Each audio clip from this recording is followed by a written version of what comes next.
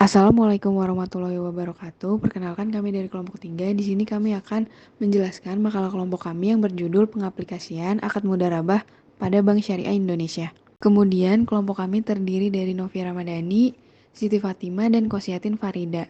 Perkembangan penerapan hukum perikatan Islam di Indonesia berlangsung dengan begitu pesat. Penerapan hukum perikatan Islam dalam tata hukum Indonesia sebenarnya sudah berlangsung setelah Indonesia merdeka, baik yang masih menjadi sumber hukum persuasif sampai yang sudah menjadi sumber hukum otoritatif.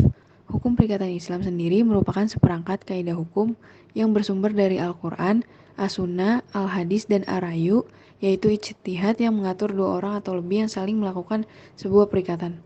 Bank Syariah menggunakan sistem akad murabahah yang berguna untuk memenuhi kebutuhan masyarakat yang sangat beragam. Menurut Pasal 1 Ayat 7 Undang-Undang 21 Tahun 2008, Bank Syariah adalah yang menjalankan kegiatan usahanya berdasarkan prinsip syariah dan menurut jenisnya terdiri atas Bank Umum Syariah dan Bank Pembiayaan Rakyat Syariah.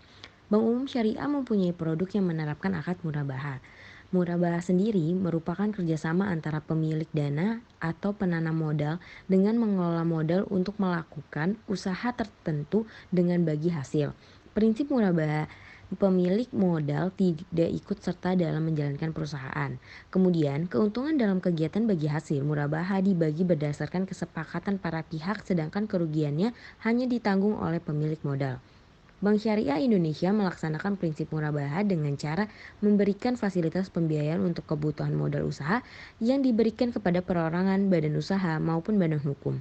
Pengaplikasian akad murabahah di Bank Syariah Indonesia pada umumnya dilakukan untuk kebutuhan modal usaha, baik untuk modal usaha dalam pembiayaan jangka pendek, jangka menengah, maupun jangka panjang.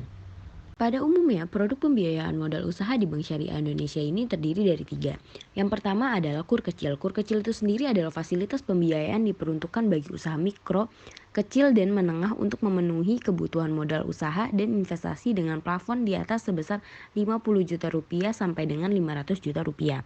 Yang kedua ada KUR mikro. Fasilitas pembiayaan yang diperuntukkan bagi usaha mikro, kecil, dan menengah untuk memenuhi kebutuhan modal kerja dan investasi dengan plafon di atas sebesar 10 juta rupiah sampai dengan 50 juta rupiah. Dan yang ketiga, KUR super mikro, fasilitas pembiayaan yang diperuntukkan bagi usaha mikro, kecil, dan menengah untuk memenuhi kebutuhan modal kerja dan investasi dengan plafon sebesar 10 juta rupiah. Dalam pengajuan permohonan pembiayaan modal usaha Bank Syariah Indonesia dibagi menjadi beberapa tahapan.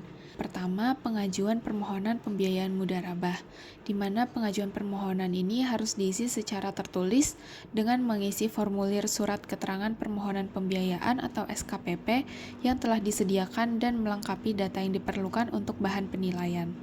Lalu yang kedua, BI Checking atau SLIC atau Sistem Informasi Layanan Keuangan, di mana Bank Syariah Indonesia memberikan beberapa persyaratan untuk permohonan pembiayaan mudharabah, seperti usaha yang dijalankan tidak masuk ke dalam daftar hitam Bank Indonesia, yang mana merupakan jenis usaha yang tidak dilarang untuk dibiayai, namun merupakan usaha yang beresiko tinggi, dan tidak melewati batas maksimum pembiayaan.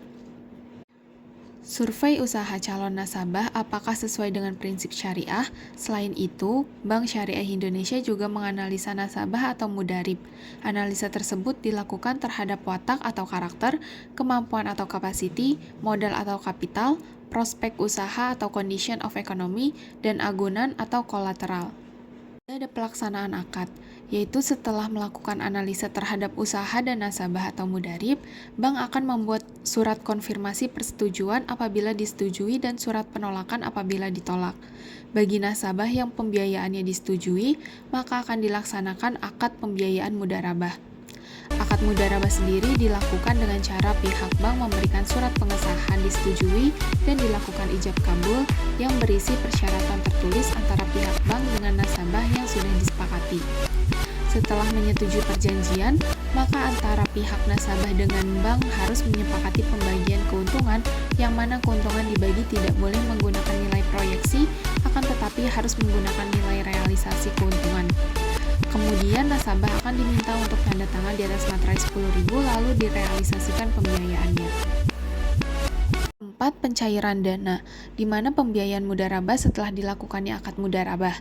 Bank akan melakukan pencairan dana ke rekening nasabah dengan jumlah yang sudah disepakati di awal, di mana pencairan dana tersebut biasanya akan memakan waktu 3-30 hari kerja. Kemudian yang kelima, pengambilan pembiayaan mudharabah.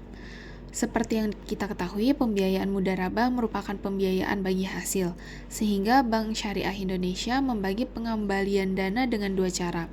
Yang pertama, pokok ditambah dengan bagi hasil yang dibayar setiap bulan setelah pembiayaan dicairkan. Lalu yang kedua, membayar pokok dan setiap bulan dengan bagi hasil dikeluarkan setelah masa kontrak pembiayaan selesai.